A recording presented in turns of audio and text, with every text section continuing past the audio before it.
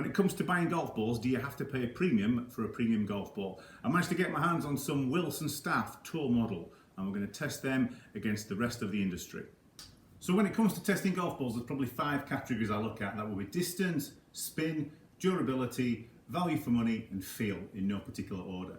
So the first shot I've got here is a fairly full gap wedge, 110 yards. I've got the Wilson Staff down here. Generally speaking, this for me is a smoothish gap wedge, and it's going to spin at around about 9,000 when I use my gaming ball, which is Srixon Diamond.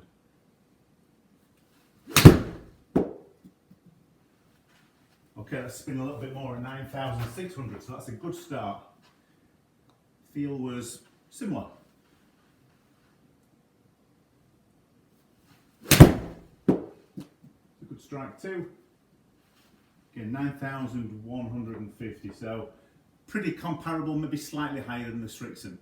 Next shot, looking at spin still, but also distance, is going to be mid-iron. I've got 7-iron, I've got 170 yards. I'd normally be expecting this to spin at somewhere between 6,000 and 7,000 for me with my Srixon golf ball. A really nice strike. It felt quite heavy off the club face, and I quite like that. Spinning at 6,350, which is again a good number.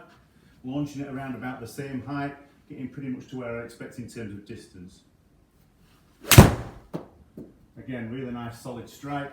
6,500 spin, launched at 17.2 degrees, and again giving me the distance that I want. At this point, the Wilson's performing really well. Looking at the distance element now then, I've got a driver. Generally speaking, driver for me is going to carry around about 260 for my gaming kind of shot. It's going to spin at somewhere between 2,000 and 2,200, and it's going to get a ball speed of around about 152, 153. Can crank it up more than that if we're going for one, but let's see what this delivers. Slightly cutty, but pretty good. 154 ball speed, which is really good. 268 carry, which is nice for a comfortable swing. 2,200 spin. Let's make sure it wasn't a fluke, either the ball or me.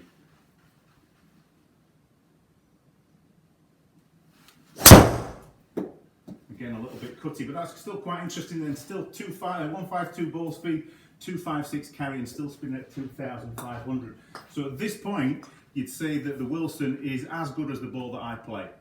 Durability is a tough one to test because it means hitting lots of shots with the same ball, but also on the golf course, it's will you keep that ball long enough? How often do you change your golf ball? I personally wouldn't use a ball for more than one round, but I know many of you, you'll use it until you lose it. And if that tends to be 36 holes, that's great, but you might lose it after 3 holes, and in which case durability never comes into it. What I have to say is that I've not played with the ball for a long time that won't give me at least 18 holes. Feel-wise, even on the short shots, the ball feels quite nice. It feels quite like the balls that I like to play, which would be the Bridgestone or the Srixon.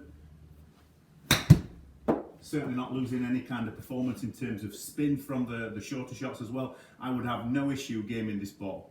And here's the really interesting bit. These balls sell at £1 a ball cheaper than what Pro V1s do. You can get them for around about £35 a dozen, which puts them in line with the Srixon Diamond. Maybe in the next category would be the Bridgestone range, and then you're into things like the Titleist and the TaylorMade, etc. It's whether you can afford to play the Pro V1, whether you feel like it's going to give you something else. To be honest with you, I would have no problem gaming that ball given today's test.